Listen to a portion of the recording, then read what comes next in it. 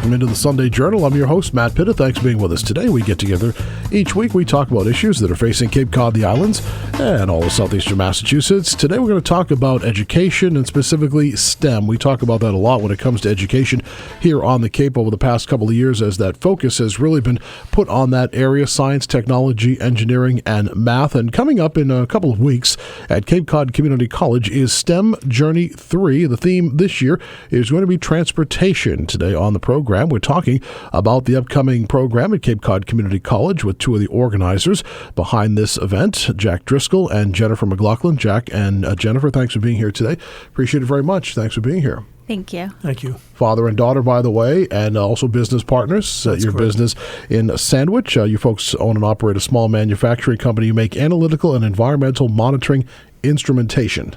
Yes. I have no idea what that is, and you're going to tell me during the show, so it sounds very hard to put together. So me not being a math guy, which we're going to learn about here, and a science guy, we're going to learn about what you folks do as well. So thanks for being here today. Appreciate it very much.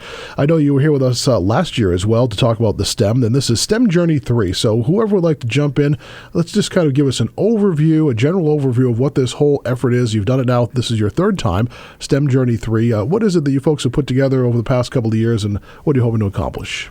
Is that going to be you, well, Jack? Yes. Go ahead. The thing we'd like to accomplish is to generate some interest in the K through 12 students in science, and this is something that's very important. Sometimes all it takes is a little spark from a particular event or a museum or something of that sort to get a student interested in science. And the Cape Cod Community College has done a wonderful job over the past few years trying to organize all the school systems to kind of work together on STEM, and this is a result of the work of the dean there, Dean Bob Cody, and we're fortunate enough to have the facilities of Cape Cod Community College for this particular event. What was the spark? What was the spark for this idea? Did it come from the two of you, from your company? What got you thinking about, we need to get the kids on the Cape together and get them thinking about this STEM? We actually got a grant from the a local Northeastern section. Jen and I are members of the Public Relations Committee of the Northeastern section of the American Chemical Society. And 2011 was the International Year of Chemistry, and we got a small grant to basically try and bring the Cape and people on the Cape into our section, because it's the largest section of the ACS with about 7,500 members. About 80% of the members are in the area within 495, but then the Cape is also part of it. And since it's an hour and a half or 2 hour drive to most of these events, we actually wanted to get something started here on the Cape. So we got a grant from them to start some science cafes. And we did Science Cafe on the chemistry of beer. We did one on the chemistry of wine, and these were great events. Generated a lot of interest. And then we did an event for healthy children, and this was done in Sandwich at the Sandwich Public Library. And we had about 150 parents and children at this particular event, and it generated an awful lot of excitement. Now, what that did was that got us involved in the Southeastern Mass Regional STEM Group, which is sponsored by the state. The state at that time had seven groups. And it also got the Boy Scouts became interested in that because they wanted to add some STEM activities to their normal activities that they did. And so this is really what got things kicked off. And I think it really started with they do an autumn wicked cool autumn festival, and we added got a number of our companies together, and we put on some demonstrations, and this was in 2013, and we actually got an award from the ACS for that. Following that, we basically got together and said we should probably put on an event like STEM Journey, and we did that, and we were able to get 2 astronauts to come out as our keynote speaker, and this generated incredible excitement. We had about 750 people at that event. And then last year we did an event on great white sharks and deep ocean exploration. and we went from 750 to about 1,100 people. People love those sharks. And we had, yeah, they do. We had Dave Gallo from Hui, who was involved with the filming the Titanic when they actually found it with Bob Ballard, and he was also involved in looking for that MH730 flight that went down in the Indian Ocean. Oh, the 777, yeah. Yeah, so that was a very, very well attended event, and this year it's on transportation, and we're going to be talking about. Our keynote speakers are going to be talking about autonomous cars. We have Senator Dan Wolf talking about the future of aviation. And we also have a young lady scientist from Woods Hole to talk about autonomous underwater vehicles. In addition to that, we actually have a number of demonstrations and hands-on demonstrations. We'll have a number of chemistry demonstrations, and maybe I'll let Jennifer talk about that part of it. Let's do that. And Jennifer, and pick up on that and tell me who you're looking to consider attending this. Obviously, students K through 12, but the general public as well. So who would you like to come to this event? So this is what we would consider an event for everyone. So we have the 3 keynote speakers. Speakers will be on at 12:30, 1:30, and 2:30. And we'll ask people to go get wristbands in the Tilden Arts Center for whichever talk, or if they want to attend all 3, they're welcome to. And we have many hands-on activities, some that are thematic and related to the transportation theme, the land, air, land, and sea. And then we have others that are just STEM themed. So we have a Lego lab, we'll have 3D printers, and we'll be showcasing the difference between how students are using these. We'll have some of the colleges using these parts, and then we'll also have professional companies showcasing how they use 3D printers. So let's talk about what you think the state of education is right now. You folks are in this business, if you will, and let's take a moment here to find out exactly what it is that you folks do. And again, we said your company is PID Analyzers, LLC, and you make analytical and environmental monitoring instrumentation. What is that exactly, Jennifer or Jack? We actually developed the first photoionization detector for measuring organic compounds, and it's used for measuring organic compounds in chemical plants, in soil. It's used for measuring, reducing chemicals in chemical plants using method 21, and for air monitoring, stack monitoring. We're actually starting to sell a number of instruments in China for measuring things like mercury in coal-fired power plants. Mm-hmm. So what your background, both of you, obviously your background is in this area. How did you start this company? Is this what you've been doing your whole career? Did you work for elsewhere in the industry? I did work for a few companies before I started the company, but I've been doing this for more than 40 years. Oh, wow. And then, Jennifer, you just followed in his footsteps right into it? Right, yeah. So let me ask you then, Jennifer, I would imagine that you folks are obviously involved in bringing people into your company off and on in terms of employment, et cetera. So what is the state of the STEM education out there? Are you trying to really kind of increase the awareness? Because are you not seeing that there's enough emphasis on STEM out there in our school systems? How would you evaluate that? I think I have 2 daughters in the Barnstable Public School system right now. I think that anything that we can do on Cape Cod to increase awareness of STEM education, anything in the science, technology, engineering, and math fields. And so Jack had mentioned science museums as a mechanism for doing this. And so a free public event we find is a perfect venue to showcase. Do you think that do you see candidates come in for jobs or people in the industry and not seeing enough training out there? Do you see some students that are just not prepared to get into this field, not just your field, but the overall science, technology, engineering, and math as well? One of the things I think that's interesting is when I went to the Boston Public Schools, and I went to one of the exam schools, and I had like 4 years of drafting. I had machine shop. I had sheet metal shop.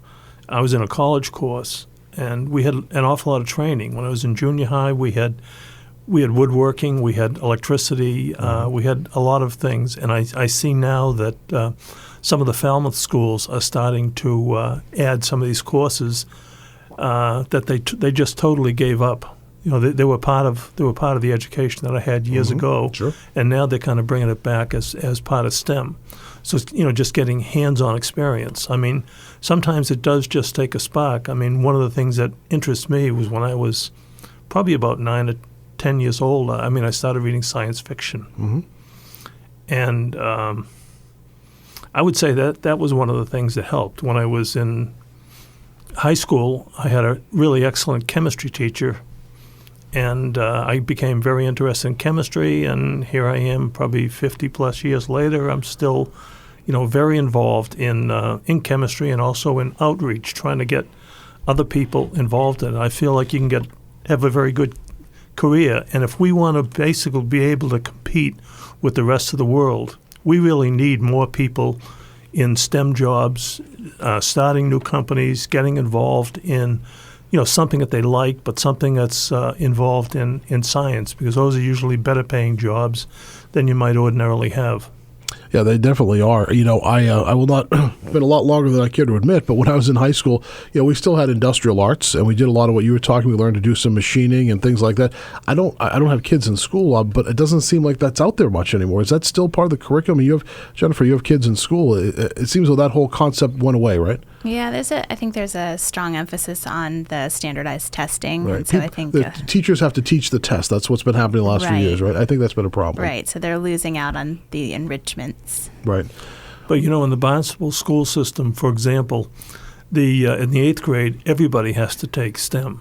And they actually start off with, Jennifer's kids started in the kindergarten with a bit of science. They start giving them science, and they don't try to discourage them, because the thing that happened for many years is you had the teachers that didn't have the background in science, and so they discouraged the kids, and by the time they got to the 7th grade, they weren't interested in it at all, even though some of them probably had capabilities in that. They were just totally discouraged. And Sandwich, for example, has a STEM academy, and Yarmouth is basically doing something similar. So you see some very good things like this going on. Today on the Sunday Journal, we're talking with Jack Driscoll and Jennifer MaClachlan. They are putting on this year's version of STEM Journey. It's STEM Journey 3. It's taking place on April 2nd at Cape Cod Community College. This year's theme is transportation, and we're talking about the need to continue to increase STEM education, not only here on the Cape, but around the country. It almost seems as if that we need to not only just kind of focus in on STEM, but maybe rethink the curriculum altogether, so that instead of having to create schools within schools that focus on STEM, just make that part of the whole curriculum again, right? I mean, it seems that we may have gone away from some of that science, engineering, and math that we had many years ago. Am I right? Well, I don't know.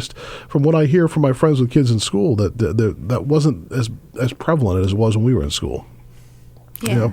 We seem to go through this. It seems like every generation things are a little bit different. Cyclical, I saw this happen in the 80s when there weren't enough engineers, and there was a real big push on engineers, and then all of a sudden it slowed down in the 90s, and then this is sort of it's an ongoing thing. But I think STEM is definitely a good thing. We've seen that in the last worldwide testing. I think Massachusetts second graders wound up doing, I think they were like second in the world in science and fifth in the world in math, and the 8th graders, did something, pretty similar.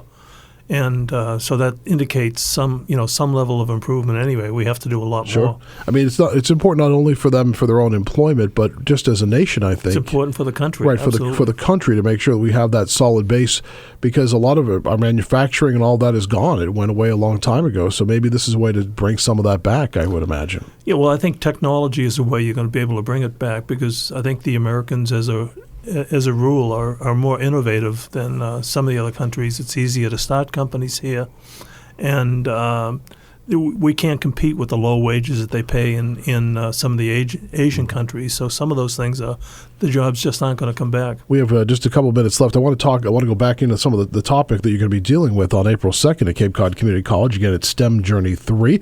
This year's theme is transportation. And really, you said a lot of the talk is about these autonomous vehicles and such. And that is really kind of a cutting-edge area. But I got to be honest with you, I'm a little nervous about this whole concept of the autonomous vehicles. I know that Google has a Google car that they've been testing out, I believe. And I think it crashed the other day in San Francisco. But that was the first. Was it the first? Yeah. One, yeah. Yeah.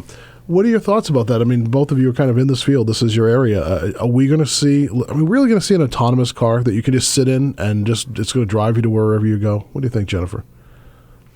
Well, Jack? you're already seeing cars. You're already seeing cars that will park themselves. Yeah.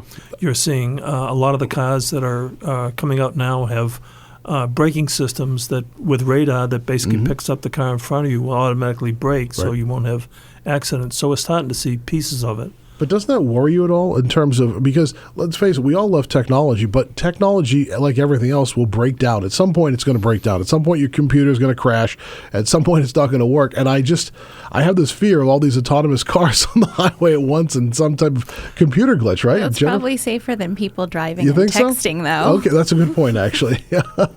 So is that the fear? Are we going to hear more about that at the forum in terms of where we're going with the autonomous vehicle? I think there's going to be some talk about it.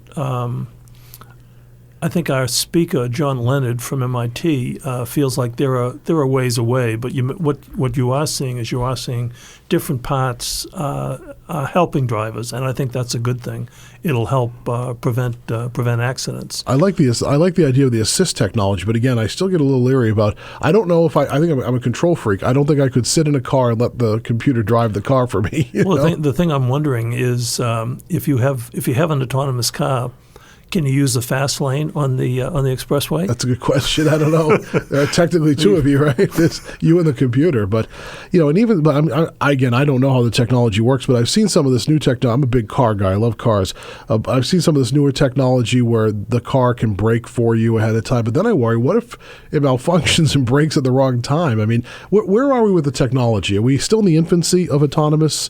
Oh, it's definitely in the infancy, but I know the German government, for example, has put $10 billion into this area through their Audi and BMW and Mercedes, and they have sections of the highway in Germany where you can actually drive autonomous cars. Really? So it is a really big thing. GM is working on it. Ford is. Everybody is. STEM Journey 3 is coming up on April 2nd at Cape Cod Community College. What do people need to know to either sign up or ahead of time, Jennifer? And again, who do you want to consider coming out to it? We'd like to see the general public come out, bring the kids, ideal for grades K through 12. Get there for 12 o'clock and get your wristbands early. Head over to Tilden for registration and wristbands. And we'll have most of the hands-on exhibits will be in the Grossman Commons, which is the cafeteria, and then we'll have our STEMnasium, which is the gymnasium. We're transforming it into a STEMnasium. So we'll have the RF Flyers Club. We'll have drones in there. The drones, yeah. And then we'll have some of the underwater autonomous vehicles, and then we'll have simulators for the aircraft, simulators for the underwater vehicles, simulators maybe for the pave pods from Otis Air Force Base. All right, sounds exciting. We'll have the Chemists Celebrate Earth Day, so we'll have a bunch of hands-on chemistry tables as well. Sounds good. It all takes place on April 2nd. It is STEM Journey 3 at Cape Cod Community College. Jack Driscoll and Jennifer MaClachlan are the organizers behind it, and also their company in Sandwich is PID Analyzers, as the makers of analytical and environmental monitoring instrumentation, which I learned about today, which I'm very excited. We also have a couple of extra organizing partners as well. So Cape and Islands Council, the Boy Scouts of America, Cape Cod Community College, Mass Maritime Academy, and the Cape Cod Regional STEM Network. Very good.